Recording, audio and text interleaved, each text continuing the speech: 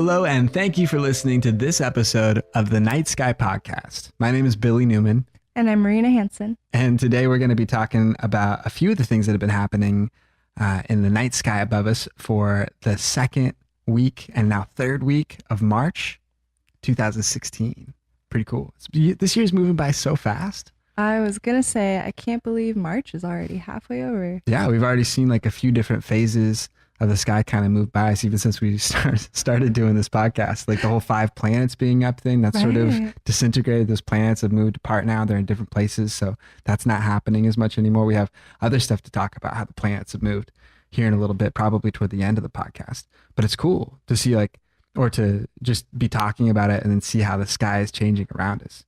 It's really strange. Yeah, it's really cool. The more we've been talking about it, the more I seem to notice it happening too, even though I think I'm paying about the same amount of attention. Right? Yeah, but you start to notice more. It's cool. It's been cool covering this. Like right now, the sun is in Pisces. I think that's what's going on in March. So that's a helio conjunction. I think that's helio. No, it's just a conjunction. Helio is when it's in the morning. But I think it's a conjunction with the constellation Pisces, the 2 fish. I think is what it is. Yeah, little fish. Right. And then was it Aries? I can't remember what April is. I feel silly now.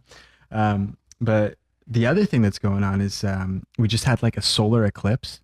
Did you hear about that? Yeah. Yeah. It was like on the 8th of March, a couple days ago. We couldn't see it. It wasn't observable here in the United States. I was excited for it when you see it on the list. I think we have one coming in 2017, right in a similar path as like the 2012 eclipse that we looked at. Oh, cool. It seems like it's sort of in the same cycle, or like it's sort of that same strip of area that it's going to be the most concentrated area of eclipse is going to be sort of in the northwest again too. Yeah. That's cool. I think they're projecting it a little bit further north this time. We need to do some more work on learning about the draconic cycle. That's like this weird cycle that sort of predicts when the solar eclipse or when eclipses are going to occur. It's interesting how it is. It's another one of those complicated cycles of the rhythm. It's like a tertiary cycle where there's 2 separate cycles that work independently, but then every so often those 2 things interact. Like if you were to think about the minute hand and the second hand on a clock face, like they're 2 independent cycles, but at every 60-second mark, the second hand will pass over wherever position the minute hand is or the hour hand is. So it's kind of interesting to see how that works. But that I think is kind of a similar way to explain what's going on with the draconic cycle and how that works. So it's cool. So we had the solar eclipse on March 8th, and that was only visible in Indonesia. And I think it was still, even at that, only like a partial eclipse, if I understood right. There's pictures of it that were put up on like Sky and Telescope and other astronomy interest sites that are out there. But it was neat though. It was cool to kind of get to see some of the photos. That's the cool thing about now too, is that we get to go see all the photos and all the imagery and stuff of different eclipses that are happening around the world. If you think about like solar eclipses in the past, they happen frequently, let's say, but they happen only in certain parts of the world.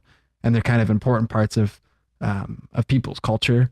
Like there was one like noted like on Easter, like they're like part of like Jewish history and biblical history, these like eclipses that happen. Oh yeah. But those eclipses only happened over Israel at certain periods of time. So if we observed an eclipse, that wouldn't even be at the same time that they would be able to observe an eclipse.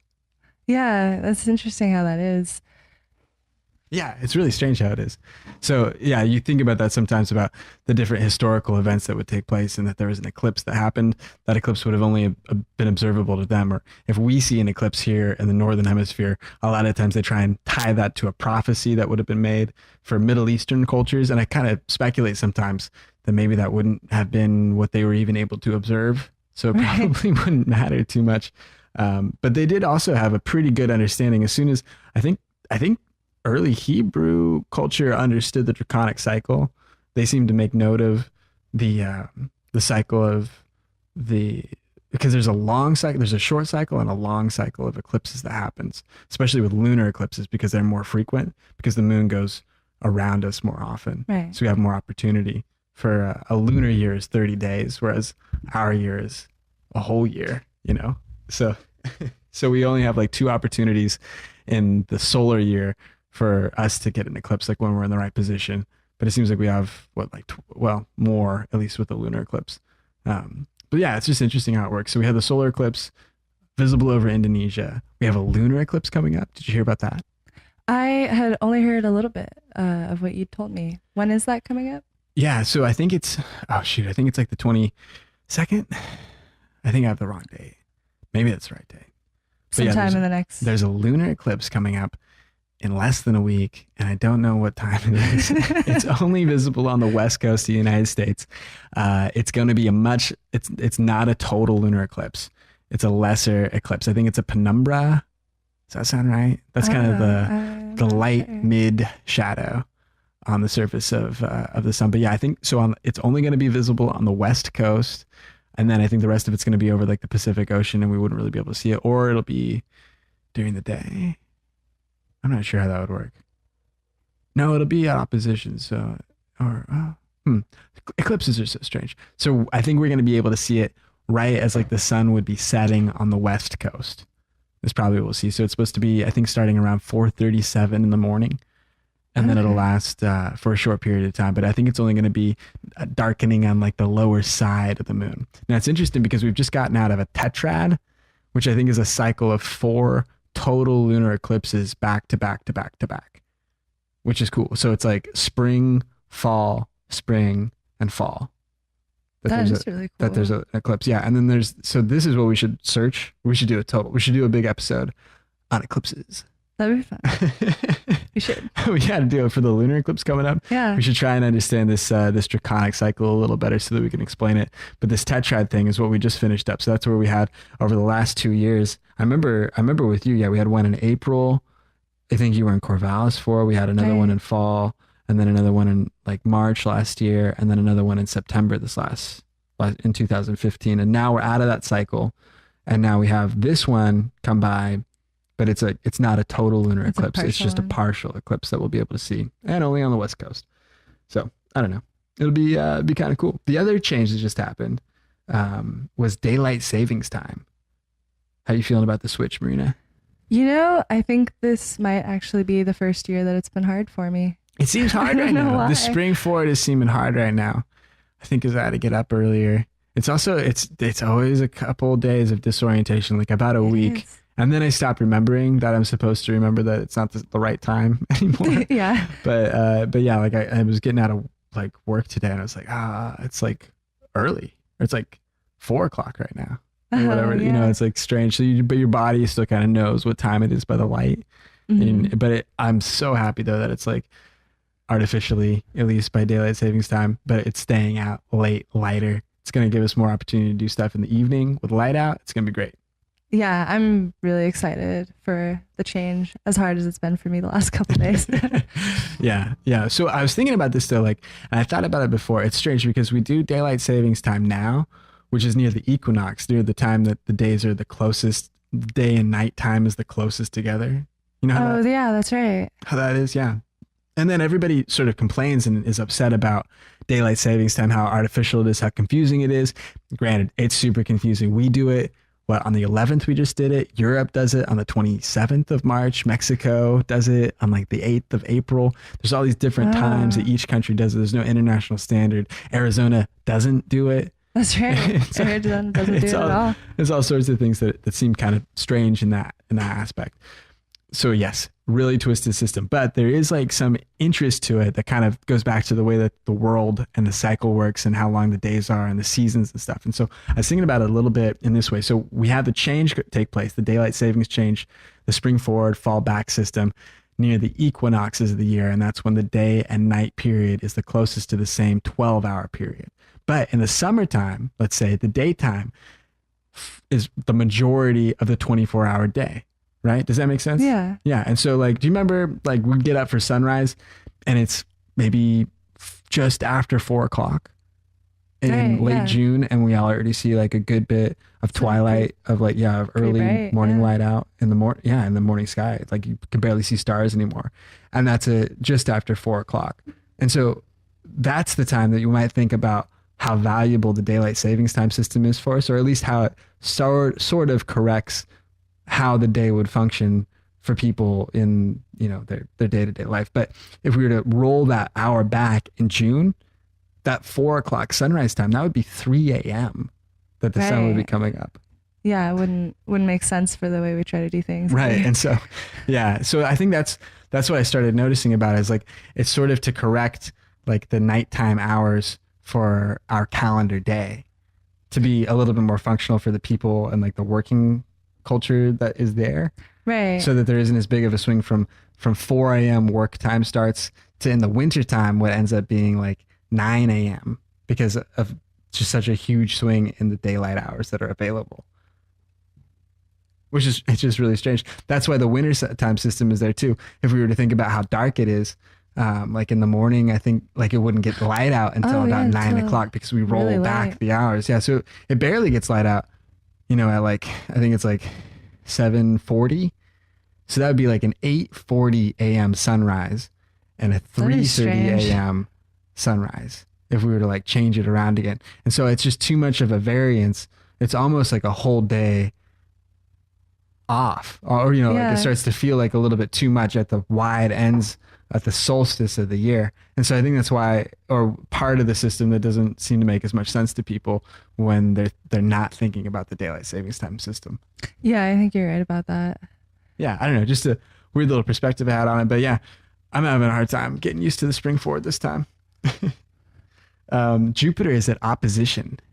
So I was noticing this the other day when we were out. The sun had just gone down. It was close to a new moon right after that Indonesian solar eclipse, and we looked out onto the eastern horizon and we see Jupiter coming up right after dusk, right after the sun goes down, which means that Jupiter's now at opposition. That's directly across 180 degrees from the sun on the ecliptic line of stars in the sky. And so now that Jupiter's there, we're going to be able to see it starting right at sunset, traveling across the night sky. It's going to be one of the best times for observations of it. When it's in opposition to us, I think that's when I think it's just when we have the opportunity for the darkest skies. We can get the sun all the way on the far side of the earth from us, so we don't have to deal with any twilight like if it was in the morning. So it makes Venus and Mercury kind of notoriously difficult to observe, at least through a telescope, or to make night sky observations of, because it's hard to see either of those two objects in a truly dark sky. There's always some amount of twilight. The sun's always just about to come up. But for us in this position with Jupiter at opposition, and then soon later in the year when Mars is at opposition, I think at the end of May, we're going to be able to make some really good observations of those two planets. That's really cool. I think that it'll be a good time to break out the telescope again. Yeah, definitely break out the telescope. Even if you have good binoculars, I understand that you can throw them up if you lean like on a fence post or something. If you can steady them when you're making your observation of Jupiter, you can make out the four observable moons. It's That's pretty cool. with binoculars. Yeah, even with binoculars, you can do it. I think like 10 by 50s or something could probably pull it off. I don't think we have any of those. We'll definitely pull out the telescope and see if we can get some good, clear observations in. It'll be really fun. Yeah, We should definitely test it out. Oh, and then the other thing. So we'd been on hiatus. We'd been on vacation. We traveled down to Hawaii, and I don't think I hadn't been that far south before. That was the first time that I'd got to observe Canopus. That's pretty It exciting. was pretty cool. Yeah, brightest star in the southern hemisphere. Not the brightest star in the sky. That's still The second serious. brightest star in the sky. But yeah, it's a bright one, isn't it? It was like pretty cool to get to see. I thought it was really fun. Yeah, it was really interesting seeing the sky that we know, Yeah. and then the small addition to the sky that we don't normally see. Yeah, It's the really neat Southern hemisphere stars. noticing like where that line is in the sky, because Canopus is just barely out of our sight is It what seems I was like it's just noticing. barely out of our It's sight. It's just over the horizon. I hear you of can where we see it from southern Texas. From South Texas, you can see Canopus on the horizon. That's pretty cool. Yeah. Gotta make it to I think it's Texas the only sometime. place in the U.S. that you can see Canopus. When we were in the airplane, when we were flying back, we were landed in San Francisco, and I noticed that you could see out the window of the airplane, even when we were in the air, coming right into San Francisco, right there, you could still see Canopus just on the horizon line. And then Right. as we dipped down lower in elevation and dropped down closer to the earth to land, then it's set. But it's right there. Like if you pop up in an airplane right over San Francisco, you can still see Canopus. Down in Hawaii, it was a pretty good bit up into the sky. It was Cool to observe it. Yeah, it was so fun. But yeah, it was cool, and it's interesting kind of seeing its relationship to the other bright stars that are all in that section there. Like we talked about before, like with Sirius being just right up from that, and then Procyon being right up from that, Castor and Pollux being there, Rigel being there, and Orion, and then Capella from that. Those are all those icy white main sequence stars, those blue giants that are out there. Well, I don't know if they're blue giants. That's not true. They are blue supermassive stars that are burning super hot in comparison to our sun. I think a main sequence star is all like 3 solar masses and above. Like most stars are bigger than our sun, and most stars burn hotter right now than our sun. That. Yeah, because they're more massive. Our star is actually like a little bit smaller. Interesting how it goes. And our star will last longer too because it's like a slower burning. It's like fuel efficiency on a 4-banger. Like a 4-cylinder engine is going to get better miles than a V8. So these blue main sequence supergiants like Rigel or something, those are like the V8s. And then like our sun's kind of like a little 2-stroke or something like that. So it's going to kick around for, I think that's why we get like 10 billion years out of our star as an engine. And then these other ones might only get 4 or 5 billion years because they're just burning through their fuel so much faster because they're at a higher temperature because they're more massive. It's really strange. And so those are the stars that we're going to see go do more interesting stuff. Our star kind of starts to fade out. It turns into like a brown giant. Like as it expands, it gets so cold that it starts to turn really dim. You know, that kind of scale. Like it's sort of like you look at the embers of a coal that you're burning. It's kind of that low, dim light. And then it's like orange and then kind of that bright red. And then it turns to red to orange to yellow to white as it gets white hot. Right. And then it actually starts pushing through the spectrum and then goes to blue. To blue. Yeah. Which is cool. That's why we see blue stars up in the sky.